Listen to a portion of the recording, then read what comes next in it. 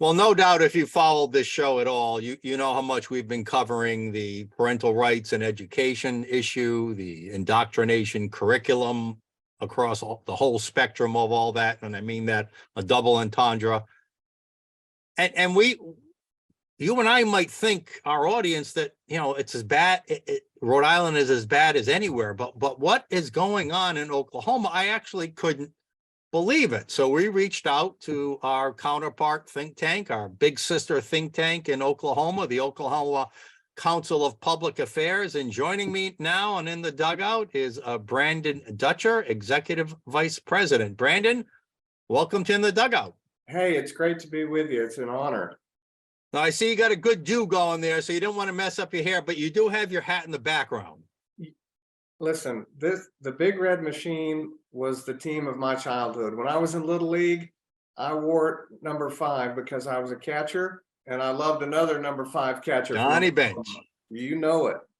Well, I was a personal friend and teammate of Pete Rose. That is fantastic. What squad was that on? That was when Pete Rose came over to the Montreal Expos. Okay. Before he went back to the Reds as the player coach that year. After his time with the Phillies. So, but he happened to be the year I was up there in the big leagues, and he and I really hit it off very well. And I still call Pete Rose a good friend. So he should be in the Hall of Fame, don't you think? Yeah, I mean, it's on numbers alone. Heck, that whole roster. I mean, you just go down the roster and you go, how did they assemble? I know.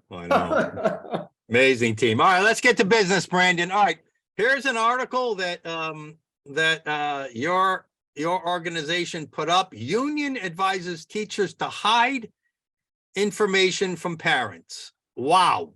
That's the Oklahoma Education Association. That's the Oklahoma chapter of the National Education Association. Brandon, what the heck is going on in the Sooner State? I mean, anytime you're an affiliate of the NEA, you're gonna run into stuff like this. Now, the Oklahoma Education Association, you may think, well, it's Oklahomans, it's nice teachers, nice Southern Baptist ladies who just want to teach reading, and they don't go along with all the crazy radical stuff of the NEA. And in my youth, that was probably true. But we don't realize the extent to which, the left has marched through all the institutions, and that includes colleges of education and higher ed generally. So now you've got a bunch of teachers, including in Oklahoma, that are just all on board. I mean, thank God for Libs of TikTok. I discovered several Oklahoma teachers that way. Libs of TikTok finds them and tweets them out. All right. So, but what's extra interesting about your case, and unlike Rhode Island, you have a red state legislature, right? Supermajority red. Yeah, we have supermajority blue. Now, in your state, your legislature has voted to kind of restrict some of this transgender craze, whether it's, who can go into what bathroom and and males competing in female sports. You guys actually have passed legislation to restrict that, but yet your teachers union is encouraging your teachers to defy the law, right? Well, a lot of them do. A lot of them, they would say, well, we link to this guidebook. We're not out there lobbying for it every day. Although it's interesting, after our story appeared, it generated enough publicity that the OEA just took it off their website, which is the second time that's happened where we would report something. And by the way, think tanks, we do policy papers and stuff, but we found that our journalism is one of the most effective parts of our think tank. We do news stories that no one else is going to cover. I mean, the quote unquote. We're like that too. Brandon, we don't do any legislative advocacy. I mean, we're all about journalism now. Because there's no point in the legislature here. But you're right. Nobody else will touch these stories. You're finding that in Oklahoma too? That's exactly right. No one else will, Tulsa World, Associated Press, Daily Oklahoma. No, they don't cover it. If we didn't cover it, no one would know about this. And this happens all the time, story after story. Pornography in the libraries, school libraries, racial social justice training for teachers. I mean, all these things, people send us tips, whistleblowers send us tips, Yeah. we write it up. And, over time, it's starting to have an effect. People are waking up, and that's why I think we'll hopefully get universal school choice this year. But, that's downstream. But I think parents are fed up. Yeah, they are here too. We can't hope for any legislation like you're hoping for with school choice, and we certainly won't ever get legislation to restrict transgender access to sports fields and of competition and bathrooms. But we can still raise a lot of hell about it and point out how the teachers unions are behind a lot of this. And apparently in their guide document that they sent to the teachers, they talk about children ages 2 to 4 being we got to start respecting their transgender wishes at ages 2 to 4. It is ridiculous. People are, our age and even a little younger, but we wake up every day and go, what world am I living in? And Governor Sanders from our neighboring state of Arkansas said it, Sarah Huckabee Sanders a few weeks ago said, look, the dividing line no longer is between left and right. The dividing line is between normal and crazy. And we see that every day. And,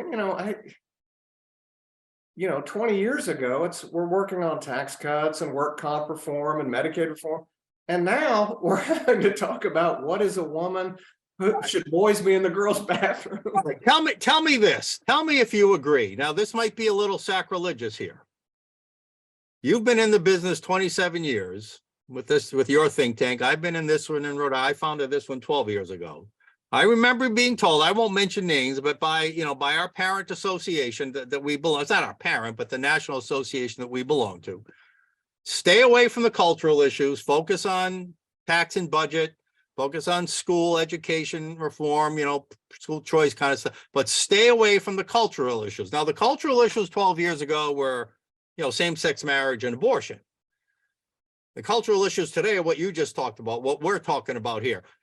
I've said it was a mistake for our conservative movement to ignore the cultural landscape and to not engage and become cultural warriors a decade ago. And now it's all coming back to bite us in the butt. Your thoughts on that, Brandon? Well, I think you could have made the case 20 years ago, stay away from it. Okay, that's fine. We'll stay away from it. There's a whole network of family policy councils that are doing that work, so we'll let them do that.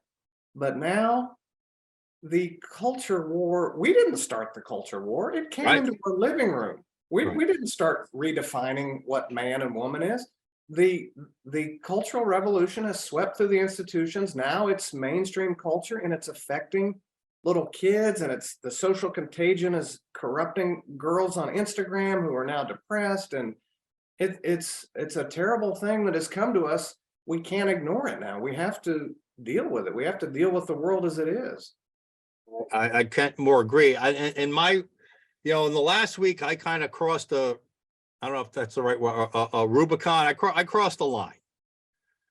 We just had a state representative removed from a committee, a Republican censored by the House Speaker for asking a witness who was pushing all this stuff whether or not, and he was saying it in jest and it was inartful, but he basically said, well, are you a pedophile? Why are you, and he got thrown off the committee.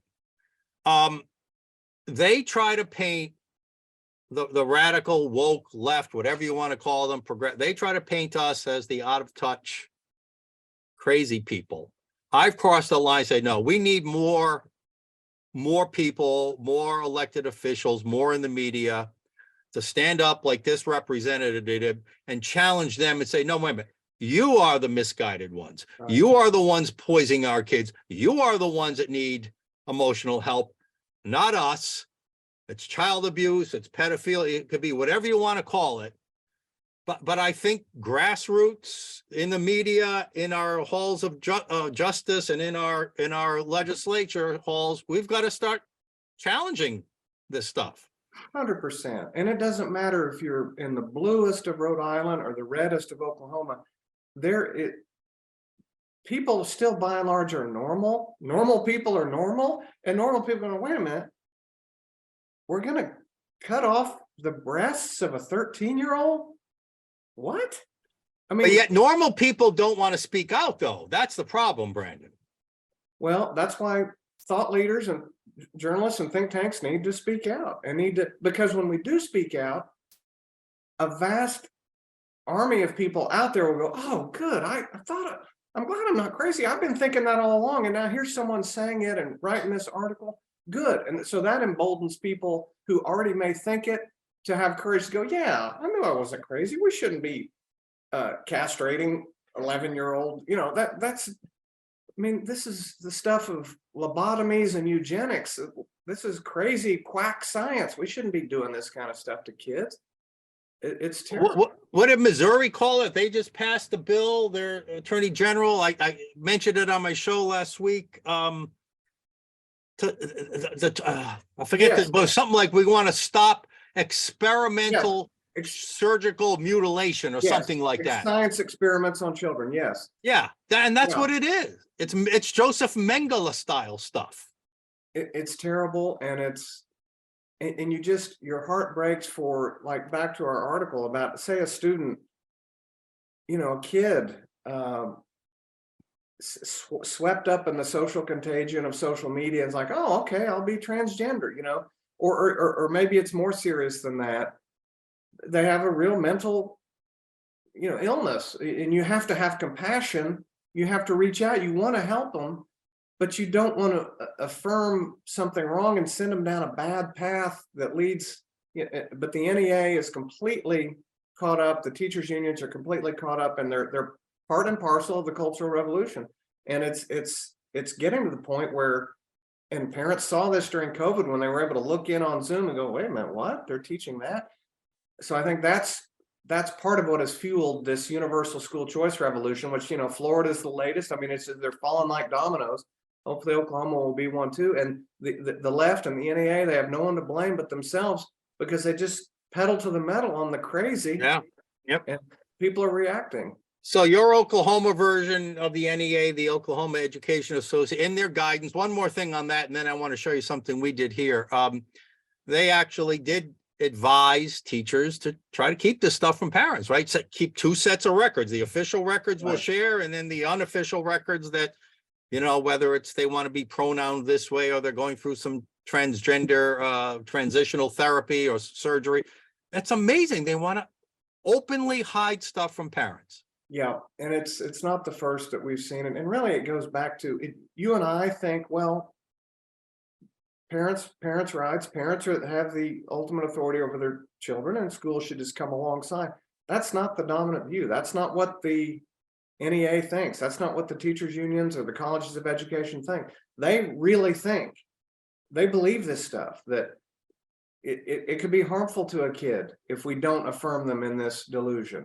And they think it's their duty. How did kids survive for 100,000 years without transitional therapy? Exactly. Right. Right. It's really, we're in a different world, and it's sad that it's come to this, but now, I mean, just out of duty of loving our neighbor, we have got to protect the kids that are, and I was just at a conference in Charleston a couple days ago where a detransitioner, a girl who had a double mastectomy at age 13, and that, you know, completely, I don't want to say ruined, but altered her life. And where were the grownups? Why did the Right, grownups affirm me? To think that your parent, it could be done potentially without your parents knowing. So that's one of the things we did. We have an action center, and we work with a law firm. And we came up with some language that you can, you know, that parents can submit to their school, demanding to know, you know, is anything going on with my kid that I should know about when it comes to pronouns or anything else? Or is there a second set of records? And apparently this is pretty legal. I don't know if you guys have done anything like that. But anyway, I wanted our viewers to know rifreedom.org/action center if you want to look at that form for Rhode Island. But last comment here, last issue here, Brandon, tell me if you've gotten any whiff of this in Oklahoma. But let me tell you what I think is the most egregious of, not that everything we just talked about isn't, but even more so than that. There's now talk, we can't prove it yet, there's been references to student housing within the public school system. We know that social and emotional learning tries to separate kids from their parents. They make their parents. We believe they're trying to set up government-sponsored housing for kids who they successfully separate from their parents. So they have a place to literally get them out of the house where they're getting, quote, negative feedback, as it says in the article. Can't have a kid get negative feedback told no by their parents. That's not allowed. And we want to set up a place. We think that's where they're going in our state. Have you heard of government-sponsored? And we have seen actual that schools are to become 24/7 campuses. Interesting. I have not heard about, I mean, that kind of gets into the community schools concept, but I have not heard, are you talking about like housing on the campus of the high school or whatnot? Yes. I've not heard of that, but it's part and parcel of their philosophy. They believe. Yes, that it is. The state owns the child, and if you have parents with these backwards religious views or whatnot, children need to be protected from that. So sadly, nothing surprises me anymore, but yeah, if you can get documentation on that, you guys should write it up and spread the word. Yeah, we will once we can, but you wouldn't be surprised. I was surprised when I saw what was happening in Oklahoma. We had to talk to you about it. Brandon, I thank you so much for taking time to join me here and in the dugout. Say hi to all my friends out there, and go Packers. What are you guys, Cowboys fans out there? Yeah, lots of Cowboys and Chiefs fans, but I'll say go Big Red Machine. God bless Johnny Bench, Joe Morgan, Cesar Geronimo, the whole gang. And Pete Rose, of course. Brandon Of Dutcher, course. thanks again for joining us in the dugout. Good luck out there in the Sooner State. Hey, great to see you again. Take care. All right. And thank you to our audience for tuning in today. I hope you enjoyed. Look, bad as we think it, here it is in Rhode Island. It looks like it's even worse in some ways out in Oklahoma. All right. So for In the Dugout, Mike Stenos out. See you next game.